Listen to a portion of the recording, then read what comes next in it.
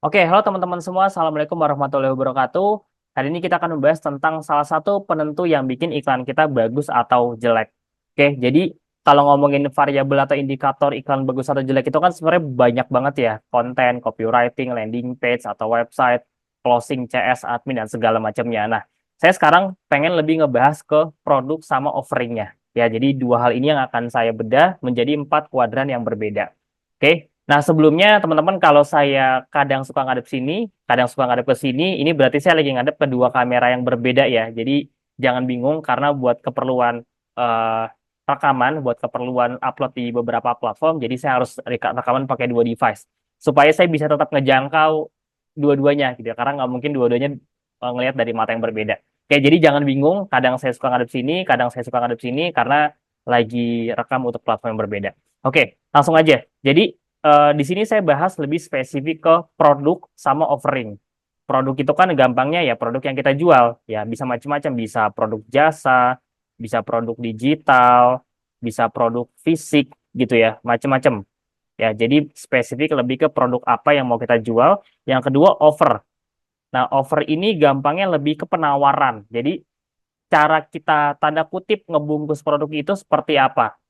Dari mulai bikin copywriting-nya, bikin landing page-nya, cara kita menawarkannya, yaitu beda-beda. Nah, itu yang mau saya bahas. Oke, jadi ini kalau kalau dipecah sebenarnya bisa dari sisi cara kita membuat copywriting, cara kita membuat konten, yang ini kan sebenarnya ngaruh juga ke landing page ya, gitu. Jadi contohnya paling gampang gini, eh, ada satu produk, misalnya produk Apple ya, iPhone, eh, yang produknya sama, handphone, iPad, sama MacBook misalnya. Tapi produk ini dijual dengan dua orang yang berbeda. Yang satu yang jual Steve Jobs, ya yang udah jelas as a foundernya. Yang satu yang jual orang yang baru belajar jualan. Pasti cara mereka jualnya berbeda gitu ya. Maksudnya ini bukan jualan di toko-tokonya, tapi di balik layarnya yang ngonsepin, yang bikin campaign, yang bikin copywriting, yang bikin konsep kontennya, idenya, struktur dan segala macamnya. Anggap aja produknya sama, tapi dijual dengan dua orang yang berbeda dengan cara yang berbeda. Pasti hasilnya akan jauh berbeda gitu. Nah, itu kita sebut sebagai offering. Cara kita menjual produk tersebut, cara kita ngebungkus dalam copywriting, dalam konten, dalam landing page itu bagaimana. Nah, beda offering pasti beda hasil. Oke, jadi pahami dulu ya, offer itu sama dengan penawaran. Nah, ini saya kasih tulisan sekalian deh.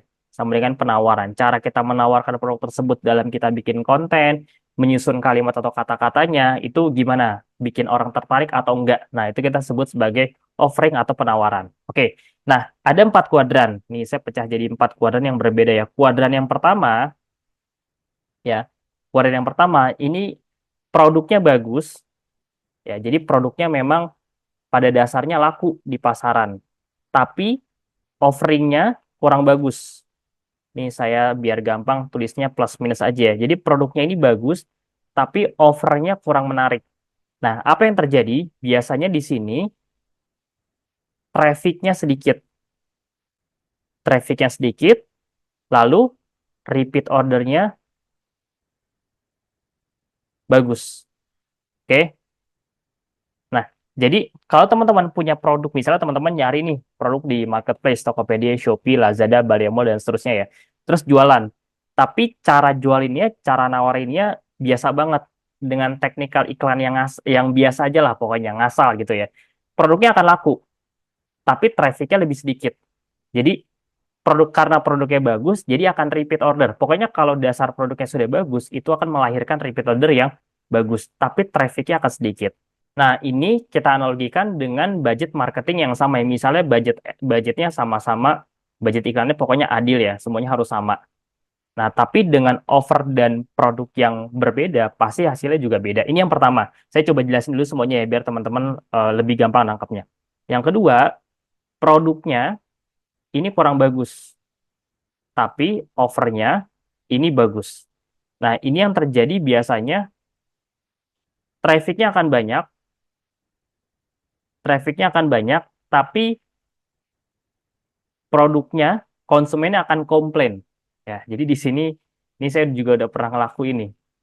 Jadi kalau teman-teman jual produk yang bagus, sorry, teman-teman jual produk yang jelek, yang secara kualitas kurang bagus, tapi teman-teman bikin kalimat penawarannya, copywriting yang kontennya bagus. Contoh ya, teman saya kemarin sempat jualan tas di TikTok, itu hasilnya bagus banget, iklannya bagus banget gitu ya. Jadi dia ngambil produk dari luar, terus kontennya juga bagus banget. Ya pokoknya kontennya bagus, rapi, keren, terus desainnya juga oke lah.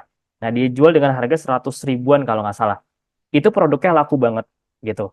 Tapi pas nyampe itu komplain semua isinya gitu karena di kontennya doang bagus, tapi aslinya nggak sesuai sama apa yang ada di konten. Jadi di sini produknya kurang bagus, tapi cara kita menawarkannya bagus, akan laku, trafficnya akan banyak, akan laku, tapi kebanyakan ya kayak gitu, komplain. Beda sama yang nomor pertama ya. Kalau yang nomor pertama produknya bagus, offeringnya jelek, jadi traffic yang datang lebih sedikit, tapi repeat ordernya bagus ya karena memang tasnya udah bagus gitu ya. Jadi ya orang pasti akan repeat order, pasti akan rekomendasi ke teman-temannya atau akan beli lagi.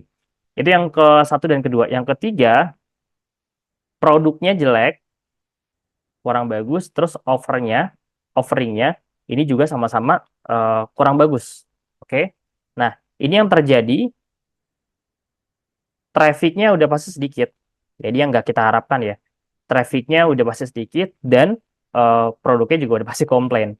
Ya ini udah paling parah ya. Oke. Nah, yang terakhir, nah ini yang paling bagus ya. Produknya bagus, terus offernya juga bagus. Nah, ini yang terjadi biasanya secara traffic juga bagus dan secara eh, repeat ordernya juga bagus di sini. Jadi teman-teman perlu ingat produk yang bagus itu menghasilkan repeat order yang banyak dan produk yang kualitasnya kurang bagus itu hanya akan mendatangkan komplain. Jadi ini adalah 4 kuadran yang berbeda yang teman-teman perlu pahami. Nah, saya coba kasih contoh.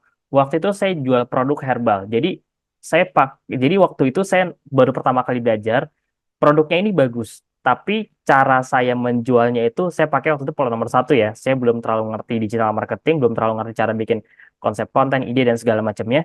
Produknya bagus, tapi cara saya ngejualnya offeringnya kurang.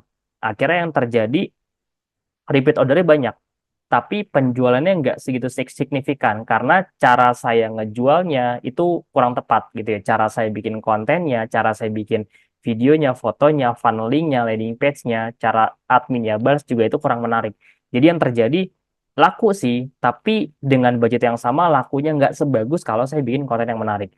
Nah, begitu saya rubah dengan cara nomor 4, jadi saya testing beberapa angle waktu itu ya. Jadi satu produk saya jual dengan angle yang berbeda itu menghasilkan hasil yang berbeda. Nah, pas saya rubah cara jualannya, contoh ya, waktu itu saya sempat jual madu buat pelangsing. Waktu itu saya offeringnya biasa banget. Jadi saya waktu itu pakai konten edukasi, pakai footage. Pokoknya ada beberapa yang video singkat pakai footage, sama ada beberapa yang cuma foto doang gitu lah, mau turun berat badan kayak gitu doang lah biasa. Cara saya offeringnya tuh, cara saya bikin konten landing page-nya tuh biasa banget. Akhirnya ya itu yang terjadi, produknya nggak terlalu laku. Tapi begitu saya switch dengan offering yang lebih menarik, angle-nya saya bikin lebih menarik, saya bikin testimoni, saya bikin storytelling yang lebih bagus gitu ya. Ada emosinya juga di situ. Dan ada orang real yang konsumsi, minum, turun berat badan, dia cerita. Ya pokoknya saya bikin semenarik mungkin, itu omsetnya langsung naik berkali-kali lipat. Jadi kesimpulannya, di luar dari teman-teman mencari produk mana yang ada potensi winning, kita juga perlu belajar dari sisi offeringnya. Gimana caranya kita belajar bikin offering penawaran yang menarik. Nah, ini yang bisa kejawab dengan waktu sebenarnya. Kita belak-belakan aja namanya pertama kali orang orang belajar, pasti nggak akan bisa langsung mikir angle yang menarik gitu ya. Biasanya kebanyakan hard selling aja to the point. Tapi makin ke sini, teman-teman pelajari brand-brand orang yang sudah terkenal. Saya tipikalnya gitu. Saya kalau lagi belajar, saya tuh suka banget gitu. Kalau ada brand bagus tuh saya pasti pelajarin polanya, saya pelajarin funnelnya, dari cara dia bikin campaign-nya gimana, cara dia bikin kontennya gimana, cara dia bikin landing page-nya, cara offeringnya, cara bikin promo gitu ya, cara CS balas-balasnya kayak gitu, itu pasti saya dalamin tuh funnelnya. Makanya nggak terasa ya hampir setiap hari selama lebih dari 5-6 tahun itu yang saya dalamin. Akhirnya lama-lama ketika saya bikin campaign, itu tanpa sadar hasilnya bagus gitu. Jadi bukan tiba-tiba langsung jago bikin offering. Offering ini memang isinya tuh kumpulan puzzle. Puzzle kita bikin copywriting, puzzle kita bikin konten, bikin landing page, balas-balasin chat, dan lain sebagainya. Oke, sampai sini kebayang ya teman-teman ya. Jadi waktu itu saya sempat jual celana dropship, celana jogger gitu, ngambil dari Tokopedia sama Balea Mall, saya jual ke Facebook sama Instagram. Nah, itu tim saya yang jual. Tim saya jual dengan offering yang biasa aja. Produknya bagus, bagus tuh dalam arti marketnya memang ada gitu ya. Marketnya memang ya audiens yang beli memang ada. Waktu itu saya pasarnya paling banyak ke daerah Papua gitu. Pokoknya paling banyak daerah Papua sama Makassar waktu itu. Nah, waktu itu kita bikin dengan offering yang biasa aja. Jadi produknya bagus, tapi offeringnya ya biasa aja gitu. Nggak ada yang gimana-gimana, nggak ada yang kita rubah ya. Pokoknya dapat dari supplier kita langsung kopas aja. Hasilnya lumayan waktu itu. Hasil lumayan bagus lah. Dan lakunya juga lumayan. ROAS-nya bisa 8 sampai 10 waktu itu. Pokoknya untungnya juga lumayan gede lah selama 2-3 bulan. Terus kita coba rubah sedikit angle-nya. Jadi tetap dengan produk yang sama, tapi angle-nya kita rubah dikit. Fotonya kita bagusin, copywriting-nya kita bagusin, landing page-nya kita bagusin juga dengan struktur yang sama ya. Dan itu hasil omsetnya naik beberapa kali lipat gitu. Jadi dengan teman-teman ngerti cara bikin offering yang menarik, bahkan dengan produk yang kualitasnya jelek aja, ini bisa jualan juga lah. Ya tadi buktinya teman saya, dia jual tas yang kualitasnya jelek banget tapi bisa laku. Ya cuman itu penuh dengan komplain. Bahkan kemarin juga tim saya jual fashion juga, jual celana, itu harganya murah banget. Jadi dia lagi testing iseng-iseng ke market yang menengah sampai menengah ke bawah, itu harganya 100.000 itu kalau nggak salah bisa dapat 3 sampai 4 pieces celana gitu ya. Dia jual dengan harga berarti kan satunya cuma 25 ribuan ya. Dia jual itu laku. Sehari itu bisa dapat sekitar 300 sampai 450 chat WhatsApp gitu ya. Kalau closing rate-nya aja 20% tuh udah lumayan banget kan, udah hampir 100 ya, 80 sampai 100-an kurang lebih. Tapi mayoritas isinya komplain semua di situ. Itu kenapa? Karena ada di sini nih. Nih, di poin nomor sini. Produknya kurang bagus, tapi offeringnya bagus gitu ya. Cara jualannya, konsep dia bikin retargeting iklannya, terus campaign-nya, landing page-nya, kontennya semua bagus. Padahal produknya jelek. Ya ini jangan dicontoh, ini sebagai gambaran buat teman-teman aja. Jadi baiknya memang kita jual produk nomor 4 karena kalau saya pribadi ya, saya ngerasa ada sesuatu yang ganjel ketika saya jual produk yang memang secara kualitas kurang sesuai, tapi kita bungkus dengan kalimat marketing yang menarik gitu. Jadi saya ngerasa bersalah aja. Makanya ya udah ini sebagai pelajaran dulu sekian tahun yang lalu. Kalau bisa memang teman-teman jual produk yang memang ya kualitasnya juga bagus gitu. Jadi ya pun kalau jelek ya sesuaikan sama harga gitu. Jangan jangan nge-branding khasiatnya A, fitur benefitnya A, level A gitu ya, grade A bagus segala macam, tapi aslinya nggak sesuai sama apa yang kita jual, apa yang kita campaignkan. Jadi baik lagi di luar dari konteks pot kuadrat ini, saya juga pengen ngajak teman-teman ya jadi seller atau penjual yang amanah gitu. Jangan dimanipulasi, jangan mentang-mentang kita ngerti ilmu cara bikin funnel yang bagus, offering yang bagus, terus kita jadi sarana untuk ngebohongin orang gitu. Oke. Jadi kalau boleh saran, teman-teman walaupun masih mau main di dropship, cara yang memang kualitas produknya juga bagus, ditambah kita juga punya offering yang bagus. Sip, itu aja. Semoga bermanfaat. Kalau teman-teman misalnya mau request materi, boleh di komen YouTube atau kalau mau fast respon boleh langsung ke DM di Instagram. DM komen di Instagram juga boleh. Sip, terima kasih banyak. Sampai ketemu lagi di video berikutnya. Thank you.